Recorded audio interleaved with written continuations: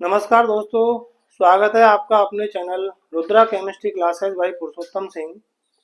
पिछली क्लास में हमने विलयन के बारे में पढ़ा था, विलयन की परिभाषा पढ़ी थी, विलयन के प्रकार पढ़े थे। तो एक कमेंट आया था बच्चे का कि सर ये समांगी मिश्रण, विलयन की परिभाषा हमने बताई थी कि दो या दो से अधिक पदार्थों का समांगी मिश्रण, होमोजीनियस मिक्सचर,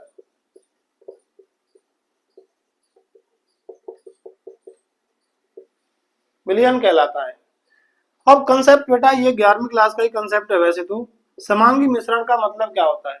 ऐसा मिश्रण, ऐसा विलयन जिसमें विलेय और विलायक एक दूसरे में समान रूप से वितरित रहते हैं, अर्थात विलयन का संगठन समान होता है, उसको हम समांगी मिश्रण कहते हैं। ऐसा मिश्रण जिसका संगठन एक समान हो, समांगी मिश्रण कहते हैं। जैसे मान के चलिए मैंने वाटर लिया और इस वाटर में मैं शर्करा घोल रहा हूं, शुगर घोल रहा हूं। शुगर घोलने पर क्या होगा? This is solute, this is solvent. Sugar को सॉल्वेंट में घोलेंगे, सॉल्यूट को, तो शुगर और वाटर एक दूसरे में यूनिकली डिस्ट्रीब्यूट हो जाएंगे।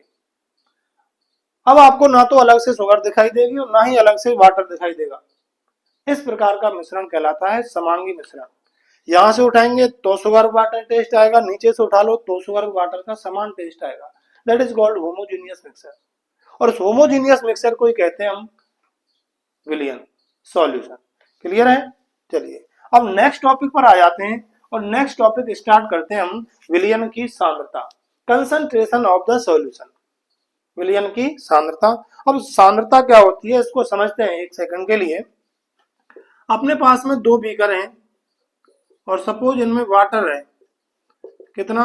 1 लीटर वाटर इसमें है और इसमें भी हम 1 लीटर वाटर भरते हैं, 1 लीटर वाटर। इसमें डाला मैंने 5 ग्राम शुगर और इसमें घोला मैंने 8 ग्राम शुगर। अब कहने की बात आए तो ये भी पानी और चीनी का विलयन है, ये भी पानी और चीनी का विलयन है। बट इस वाले बीकर में 1 लीटर वाटर में 5 ग्राम चीनी घुली हुई है, मींस 1 लीटर जो विलायक है उसमें 5 ग्राम विलय घुला हुआ है। और इस वाले बीकर में हम देखते हैं तो क्या होता है, 1 लीटर वाटर में 8 ग्राम विलय घुला हुआ है, शुगर की मात्रा 8 ग्राम है। तो ये क्या है? इन दोनों में इकाई मात्रा के विलायक में विलेय पदार्थ की मात्रा में भिन्नता है। अब कितनी मात्रा है इसमें विलेय, इकाई मात्रा के विलायक में कितना विलेय घुला हुआ है, इस वाले बीकर में इकाई मात्रा के विलायक में कितना विलेय हुआ है, उसको मापा जाता है, उसको व्यक्त किया जाता है सांद्रता पद के द्वारा, कंसंट्रेशन के द्वारा। क्लियर है? तो सांद्रता को कैसे डिफाइन कर सकते हैं हम? सांद्रता को कैसे डिफाइन करेंगे? इकाई मात्रा के विलायक में, इकाई मात्रा के विलायक में घुली हुई विलेय पदार्थ की मात्रा, विलेय पदार्थ की मात्रा क्या कहलाएगी? सांद्रता कहलाती है। इकाई मात्रा के विलायक में 1 लीटर वाटर में, विलायक में 5 ग्राम शुगर घुला हुआ है, 1 लीटर वाटर में 8 ग्राम शुगर घुला हुआ है। इकाई मात्रा के विलायक में घुली हुई विलेय पदार्थ की मात्रा ही विलयन की सांद्रता कहलाती है। पहला तो इसकी डेफिनेशन हो गई, amount of solute dissolved in unit amount of solvent is called concentration. Amount of solute dissolve in unit amount of solvent, इकाई मात्रा के सॉल्वेंट में घुली हुई सॉल्यूट की मात्रा। ठीक है जी। अब हम बात करते हैं कि जो सॉल्यूशन है उसकी सांद्रता को हम कई तरीके से रिप्रेजेंट कर सकते हैं। कई तरीके, यहाँ पर विलेय पदार्थ की मात्रा को हमने ग्रामों में व्यक्त किया है, मोलों में भी व्यक्त कर सकते हैं कि 1 लीटर में विलेय पदार्थ के कितने मोल घुले हुए हैं, 1 लीटर में विलेय पदार्थ के कितने ग्राम तुल्यांक घुले हुए हैं, कितने मोल अंश घुले हुए हैं। तो सांद्रता को हम अलग अलग तरीके से रिप्रेजेंट कर सकते हैं। तो हम यहाँ पर सांद्रता जो है इसको और डिटेल में पढ़ने वाले हैं कि सांद्रता को कितनी इकाइयों के द्वारा व्यक्त किया जा सकता है और सबसे पहला जो सांद्रता की इकाई होती है, पहला है प्रतिशतता, परसेंटेज, बहुत इंपॉर्टेंट है। और बोर्ड में लगभग यहां से प्रश्न पूछ लिया जाता है लगभग 1-2 साल में। प्रतिशतता का मतलब क्या होता है? मैंने लिखा सतता मीन्स 100 भागों में। सत का मीन्स क्या होता है? 100। नाम से क्लियर, सिंपल है, बिल्कुल बहुत सरल। सतता मीन्स विलेय पदार्थ की वह मात्रा जो विलयन के 100 भागों में घुली हुई हो। सतता का मतलब 100 भागों में। विलयन के 100 भागों में विलेय पदार्थ के कितने भाग घुले हुए हैं, that is called percentage. Percentage क्या हो जाएगी? प्रतिशतता क्या हो जाएगी? प्रतिशतता परसेंटेज क्या हो जाएगी? विलेय के भाग बटे विलयन के कुल भाग, कितने में से? 100 में से, तो मल्टीप्लाई बाय 100। अर्थात विलयन के कुल भागों में, सॉरी, विलयन के 100 भागों में विलेय पदार्थ के कितने भाग घुले हुए हैं, दैट इज कॉल्ड परसेंटेज। अब हम बात करते हैं प्रतिशतता 3 प्रकार की हो सकती है आपकी। कौन कौन सी हो सकती है प्रतिशतता? पहले लिखा मैंने द्रव्यमान प्रतिशतता। द्रव्यमान प्रतिशतता, इसको बोलते हैं मास परसेंटेज। मास परसेंटेज, और इसको रिप्रेजेंट किया जाता है W/W% के द्वारा। W/W% के द्वारा इसको व्यक्त करते हैं हम लोग, मास परसेंटेज को। सिंपल सा कंसेप्ट है। अब इसको समझते हैं मास परसेंटेज क्या होती है। समझिए, इसमें देखो W represent weight, W represents weight. तो सिंपल सा कंसेप्ट आप लोग बना सकते हैं अपनी सुविधा के लिए। विलेय पदार्थ के कुल भाग किस में लेंगे? वेट में। सॉरी, विलयन के कुल भाग किस में लेंगे? वेट में। और विलेय के कुल भाग भी किस में लेंगे? वेट में लेंगे। अर्थात विलयन के 100 भार भागों में, लिख रहा हूं, विलयन के 100 भार भागों में घुली हुई विलेय पदार्थ की मात्रा क्या कहलाएगी? द्रव्यमान परसेंटेज कहलाती है, मास परसेंटेज कहलाती है।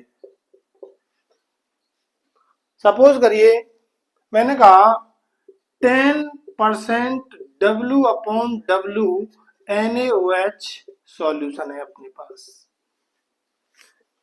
इस एग्जांपल से समझते हैं।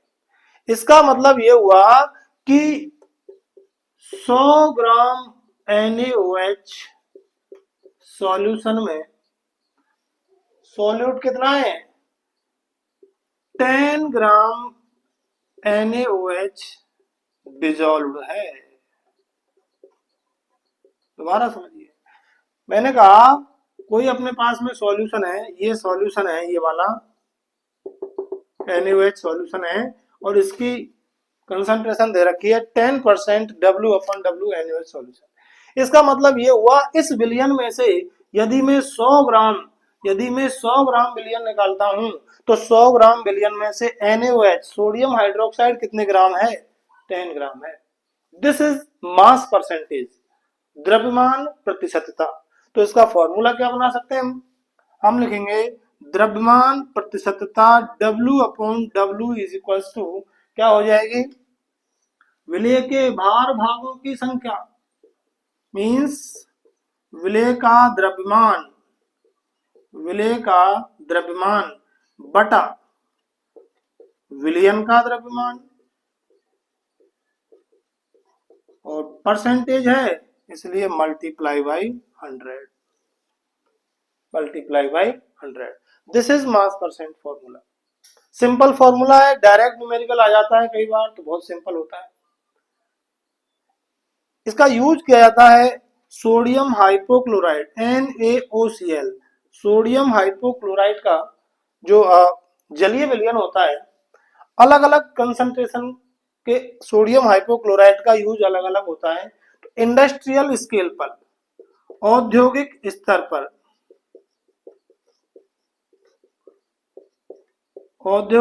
पर, सोडियम हाइपोक्लोराइड का लगभग 3.5 W/W% सॉल्यूशन यूज किया जाता है औद्योगिक स्तर पर। एनसीईआरटी का पॉइंट है ये। औद्योगिक स्तर पर सोडियम हाइपोक्लोराइड का 3.5 अप्रोक्सीमेट है, 3.5 मास परसेंटेज सॉल्यूशन यूज किया जाता है इंडस्ट्रियल स्केल पर। इसके अलावा इसकी कंसंट्रेशन हम कम कर देते हैं तो उसका यूज हम कर सकते हैं सरफेस को साफ करने के लिए, पोछा लगाने में भी इसका यूज कर सकते हैं। सोडियम हाइपो डिसइंफेक्टेंट नेचर का होता है। ये मास परसेंट हो गया आपका। उसके बाद में दूसरा पॉइंट आ जाता है प्रतिशतता में। द्रव्यमान आयतन प्रतिशतता। द्रव्यमान ये रिप्रेजेंट कर रहा है सॉल्यूट को, विलेय पदार्थ को। आयतन ये रिप्रेजेंट कर रहा है विलयन को। तो देखो यहां पर आपको याद रखने की जरूरत नहीं है, अपने आप याद हो सकता है। द्रव्यमान मतलब विलेय पदार्थ की मात्रा किसमें ली है, भार वाली इकाइयों में। और आयतन विलयन की मात्रा कौन सी इकाई में ले रहे हैं हम, आयतन वाली इकाई में ले रहे हैं। तो इसको बोल सकते हैं हम मास वॉल्यूम परसेंटेज, और रिप्रेजेंट किया जाता है W/V% के द्वारा। W/V% के द्वारा क्या होगा, सिंपल सा कंसेप्ट, इसी को समझ लेते हैं। मैंने कहा 10%, ये क्या है 10% W/V NaOH सॉल्यूशन। इसका मतलब क्या हुआ, इसमें सोडियम हाइड्रोक्साइड का जलीय विलयन भरा हुआ है। तो मैंने क्या करा, इसमें से यहां से निकाला 100 ml NaOH सॉल्यूशन। इसमें 10 ग्राम क्या घुला हुआ है, NaOH घुला हुआ है। मतलब विलयन के 100 आयतन भागों में, परिभाषा क्या बन जाएगी इसकी, विलयन के 100 आयतन भागों में घुली हुई विलेय पदार्थ के भार भागों की संख्या, विलेय पदार्थ के भार भागों की संख्या कि 100 ml विलयन में विलेय पदार्थ कितने ग्राम अमाउंट में घुला हुआ है, that is called mass volume percentage. तो इसका फॉर्मूला क्या हो जाएगा, mass volume percentage equals to mass of solute, विलेय का द्रव्यमान बटा विलयन का आयतन, volume of the solution, and multiply by 100, multiply by 100। ये हो गई आपकी प्रतिशतता में दूसरी इकाई सांद्रता को मापने के लिए। और थर्ड पार्ट आता है आपका आयतन प्रतिशतता। आयतन प्रतिशतता, इसको बोलेंगे हम वॉल्यूम परसेंटेज, वॉल्यूम परसेंटेज। इसको व्यक्त कैसे करते हैं, V/V परसेंट। क्लियर हो गया होगा, V/V means amount of solute is represented in volume unit and amount of solution is also represented in volume unit। विलेय पदार्थ की मात्रा को भी आयतन की इकाई में व्यक्त कर रहे हैं, विलयन की मात्रा को भी आयतन की इकाई में व्यक्त कर रहे हैं। मैंने कहा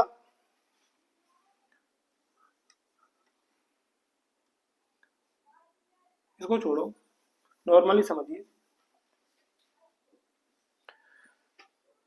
परिभाषा क्या बनेगी, विलयन के 100 आयतन भागों में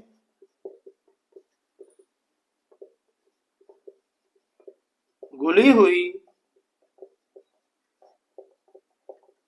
विलेय पदार्थ की मात्रा, जैसे हमने द्रव्यमान प्रतिशतता पढ़ी थी, द्रव्यमान आयतन प्रतिशतता पढ़ी है, उसी प्रकार से इसमें क्या करा है हमने, विलयन के 100 आयतन भाग लिए हैं और उन 100 आयतन भागों में विलेय पदार्थ के कितने आयतन है, that is called volume percentage.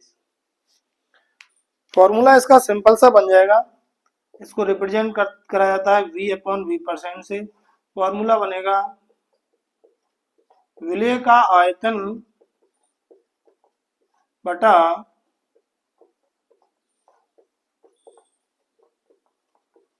विलयन का आयतन इंटू 100।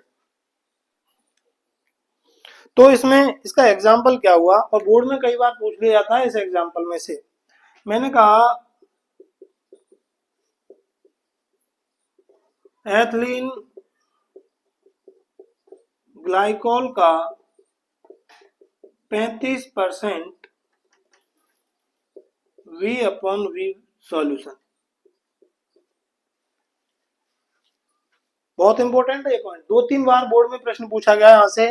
ये क्या करता है, इसका यूज किया जाता है वाहनों के इंजनों को ठंडा रखने के लिए।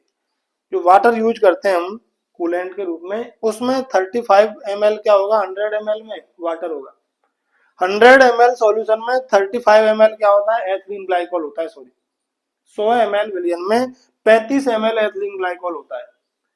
ये जल के हिमांक को कम कर देता है, जल के फ्रीजिंग पॉइंट को कम कर देता है, जिससे कितना कम कर देता है, -17.6 डिग्री सेल्सियस तक जल के हिमांक में कमी कर देता है। नॉर्मली क्या होता है कोल्ड कंट्रीज में या फिर ठंडे प्रदेशों में क्या होगा, कोई भी गाड़ी लेके जा रहे हैं हम, तो हॉट है गाड़ी, अभी तो पानी उसमें चल रहा है लिक्विड, लेकिन गाड़ी ठंडी करी, टेम्परेचर डाउन चला जाता है तो कई बार पानी जम जाता है रेडिएटर में, वाटर बॉडी में, आइस में कन्वर्ट हो जाएगा। आइस में कन्वर्ट होगा तो आइस का वॉल्यूम ज्यादा हो जाता है वाटर से, तो दरारें पड़ जाती हैं वाटर बॉडी में, रेडिएटर में दरारें पड़ जाती हैं। इस समस्या के समाधान के लिए जो प्योर 100% वाटर की बजाय हम क्या करते हैं, उसमें 35% वॉल्यूम परसेंट का इसमें एथिलीन ग्लाइकोल सॉल्यूशन यूज करते हैं। ये वाटर के हिमांक में फ्रीजिंग पॉइंट में कमी कर देता है, -17.6 डिग्री सेल्सियस की। इतना कम टेम्परेचर जनरली हो नहीं पाता है, अप्रोक्सीमेटली अपने इंडिया में तो नहीं हो पाता है लगभग, तो जो वाटर बॉडी है उसका नुकसान नहीं होता। प्रश्न पूछ लिया जाता है बोर्ड में कई बार कि वाहनों के इंजन को ठंडा करने के लिए एथिलीन ग्लाइकोल की किस सांद्रता का विलयन यूज किया जाता है, 35% आयतन प्रतिशतता का। दूसरा क्या पूछा गया है इसमें, यह जल के हिमांक में कितनी कमी कर देता है, -17.6 डिग्री सेल्सियस की कमी कर देता है। और तीसरा प्रश्न यहाँ पर रिसेंटली पूछा गया है कि एथिलीन ग्लाइकोल का 35% V अपॉन V कंसंट्रेशन का सॉल्यूशन है, तो बताइए इसमें वाटर की अमाउंट कितनी होगी, वाटर कितने ml होगा, 35% सांद्रता V अपॉन V, इसका मतलब 100 ml, 100 ml में 35% ml क्या हो गया, एथिलीन ग्लाइकोल, तो वाटर कितना हो जाएगा भैया, वाटर हो जाएगा आपका 65 ml। वेरी सिंपल क्वेश्चन पूछा गया है कि 35% एथिलीन ग्लाइकोल के 35% V अपॉन V सांद्रता के विलयन में से जल का आयतन बताइए, 35 ml आयतन हो जाएगा इसमें वाटर का। ये यूज किया, ये पूछा गया है बोर्ड में और कई बार पूछा गया है। उसके बाद में हम बात कर, इसका स्क्रीनशॉट ले लें, आप स्क्रीनशॉट ले लें। इसके बाद में हम सांद्रता को मापने की अगली इकाई यूज करते हैं।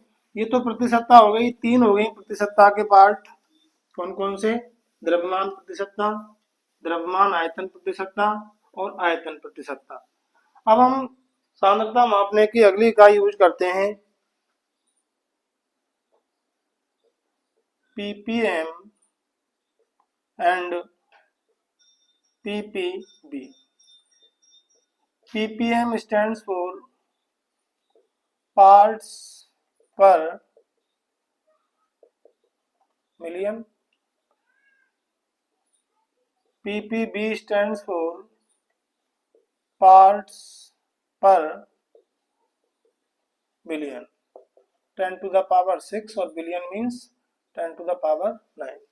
जैसे आपने प्रतिशतता पढ़ी है ऐसे ही ये है, कुछ कुछ इसी प्रकार से है। तो आपको ध्यान क्या रखना है, अत्यधिक तनु विलयनों की सांद्रता को मापने के लिए हम ppm और ppb इकाइयां प्रयुक्त करते हैं। ऐसे विलयन जिनकी सांद्रता बहुत कम होती है, ऐसे विलयन जिनकी सांद्रता बहुत कम होती है, जिनमें विलेय पदार्थ अति अल्प मात्रा में घुला होता है, उनकी सांद्रता को व्यक्त करने के लिए हम प्रयुक्त करते हैं पार्ट्स पर मिलियन और पार्ट्स पर बिलियन।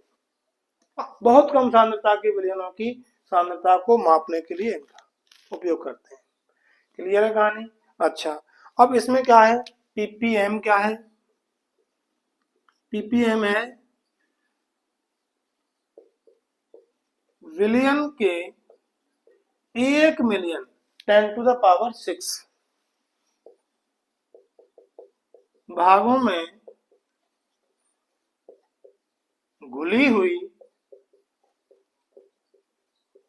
विलेय पदार्थ की मात्रा। विलयन के 1 मिलियन 10 लाख भागों में विलेय पदार्थ के कितने भाग घुले हुए हैं। आप इसको चाहे मास बाई मास ले लो, मास वॉल्यूम ले लो या वॉल्यूम वॉल्यूम ले लो, किसी भी फॉर्मेट में यूज कर सकते हैं। विलयन के 1 मिलियन 10 लाख भागों में, विलयन के 10 लाख भागों में विलेय पदार्थ के कितने भाग हैं, that is called ppm। Similarly ppb क्या हो जाएगा, विलयन के 1 बिलियन 10 to the power 9 1 अरब भागों में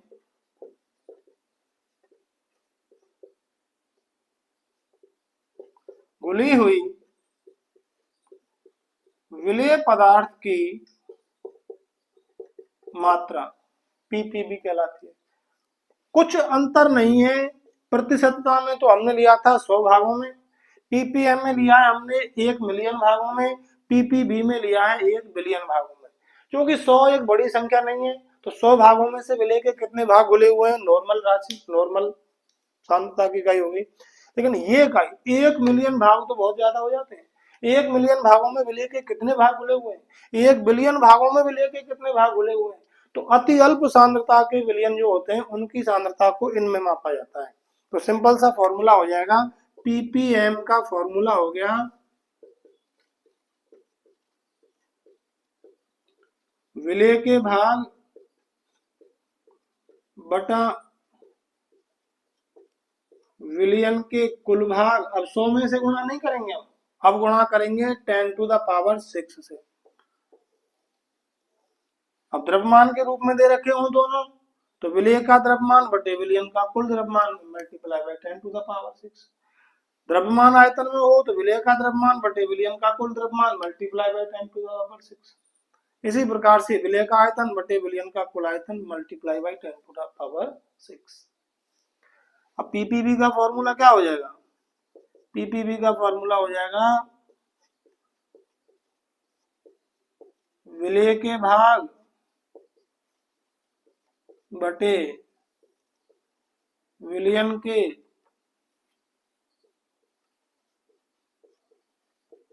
कुल भाग गुणा में 10 की घात 9, 10 to the power 9। ये हो गया आपका ppb। और कहां पर यूज किया था ppb का, ऐसे विलयन जिनकी सांद्रता अति अल्प होती है उनकी सांद्रता को मापने के लिए इसका यूज किया जाता है, ppm और ppb इकाई का उपयोग किया जाता है। एक एग्जांपल देखते हैं जो एनसीईआरटी की बुक में दे रखा है। में दे रखा है समुद्री जल है, 1 लीटर समुद्री जल। अब चूंकि हम जानते हैं समुद्री जल में बहुत सारे साल्ट घुले रहते हैं, तो शुद्ध वाटर की हम बात करते हैं, शुद्ध जल की बात करते हैं, तो 1 लीटर का द्रव्यमान होता है 1000 ग्राम, बट समुद्री जल का द्रव्यमान होता है 1030 ग्राम। इसमें ऑक्सीजन ऑक्सीजन घुली हुई है 6 इंटू 10⁻³ ग्राम। 1 लीटर जलीय समुद्री जल में कितनी ऑक्सीजन घुली होती है? 6 इंटू 10⁻³ ग्राम, बहुत कम मात्रा है। तो इसको हम ना तो द्रव्यमान प्रतिशतता में, ना आयतन प्रतिशतता में, ना किसी और इकाई में प्रयोग करेंगे, व्यक्त करेंगे। इसको व्यक्त करेंगे हम पीपीएम और पीपीबी में। तो इसको यदि हम पीपीएम में व्यक्त करें तो कैसे निकालेंगे? विलय का द्रव्यमान कितना है? ऑक्सीजन यहाँ पर विलय का काम कर रही है, समुद्री जल किसका काम कर रहा है? विलयन का काम कर रहा है। ये विलयन हो गया टोटल। तो अब यहाँ पर क्या होगा? पीपीएम क्या हो जाएगा? विलय का द्रव्यमान 6 इंटू 10⁻³ विलयन का कुल द्रव्यमान 1030 और गुणा में 10⁻6। कैलकुलेशन करेंगे, कैलकुलेशन करने पर आ जाएगा आपका अप्रोक्सीमेट आएगा 5.8 ppm, 5.8 ppm। समझिए अब 1 मिलियन समुद्री जल के जो भाग हैं, या फिर हम कह सकते हैं 1 मिलियन ग्राम समुद्री जल में कितने ग्राम ऑक्सीजन घुली हुई है? 5.8 ग्राम, बहुत कम मात्रा है। पहले ही बताया था, अति अल्प सांद्रता के विलयनों की सांद्रता को पीपीएम या पीपीबी में व्यक्त किया जाता है। क्लियर है? चलिए अब हम सांद्रता की अगली इकाई पर आ जाते हैं। इसका स्क्रीनशॉट ले लें सर।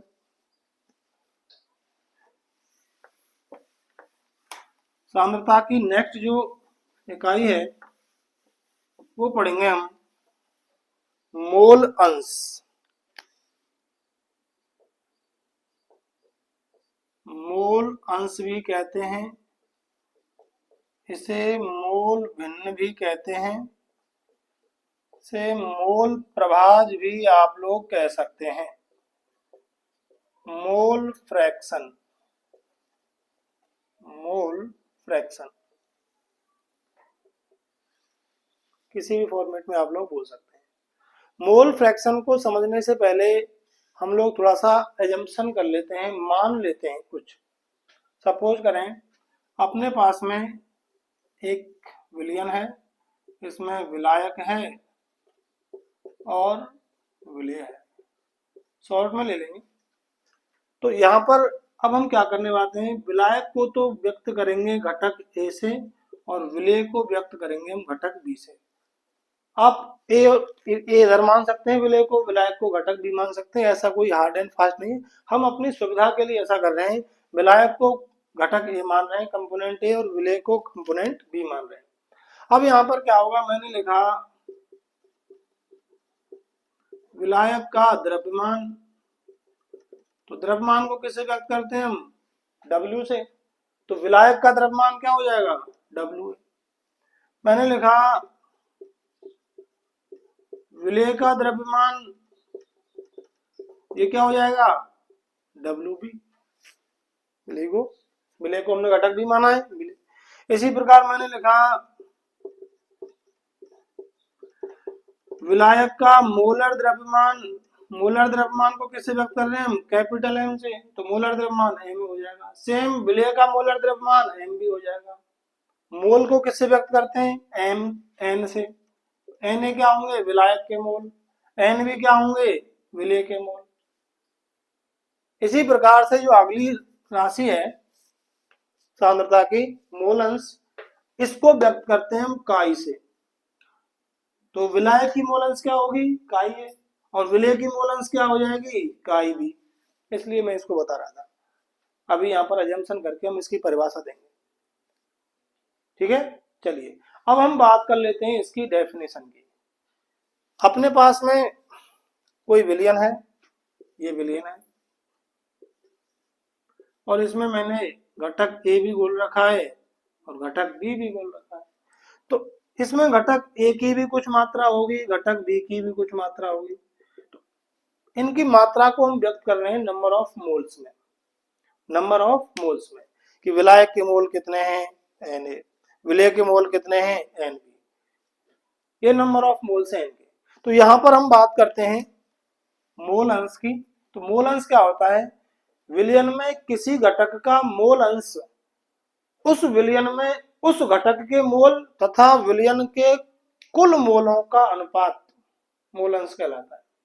दोबारा समझिए, घटक ए है तो इसके मोल कितने हैं, इसमें एन है। घटक बी है, इसमें दोनों ही हैं, तो इसके मोल क्या होंगे, एन बी। तो मोल अंश क्या होगी, मैंने लिखा घटक ए की मोल अंश, घटक ए की मोल अंश कैसे व्यक्त करेंगे, काई ए से। क्या होगी, विलयन में घटक ए के मोल, घटक ए के मोल कितने इस विलयन में, एन, तथा विलयन के कुल मोलों का अनुपात, कुल मोल क्या होंगे, n A plus n B. घटक ए की मोल अंश क्या होगी, काई ए से व्यक्त करेंगे, और ये विलयन है अपने पास, इसमें घटक ए के मोल मात्रा को मोल में व्यक्त कर रहे हैं, एन ए है, और घटक बी जो है उसकी मात्रा को एन बी में व्यक्त कर रहे हैं। तो अब घटक ए की मोल अंश क्या होगी, काई ए बराबर क्या होगी, विलयन में उस घटक के मोल तथा विलयन के कुल मोलों का अनुपात, उस घटक की मोल अंश कहलाती है, मोल फ्रैक्शन कहलाती है। सिमिलरली मैं कहता हूं घटक बी की मोल अंश किससे व्यक्त करेंगे, काई बी से। क्या हो जाएगी, विलयन में घटक बी के मोल तथा विलयन के कुल मोलों का अनुपात, घटक बी की मोल अंश हो जाएगी। ये हो गया आपका मोल अंश। जिस घटक का हमें मोल अंश निकालना है उस घटक के मोल और विलयन के कुल मोलों का अनुपात ही उस घटक की मोल अंश कहलाती है। और विशेष बात क्या होती है, मान के चलिए यहाँ पर अभी फिलहाल में दो घटक हैं, तो विलयन में उपस्थित सभी घटकों की मोल अंशों का बीजगणितीय योग सदैव इकाई होता है। यदि मैं लिखता हूं घटक ए की मोल अंश और घटक बी की मोल अंश, इनका योग सदैव कितना रहेगा, एक रहेगा। सपोज करिए इसमें आई घटक हैं, तो क्या होगा, chi A plus chi B plus chi C plus chi आई, इन सभी घटकों की मोल अंशों का बीजगणितीय योग कितना होगा, इकाई होगा।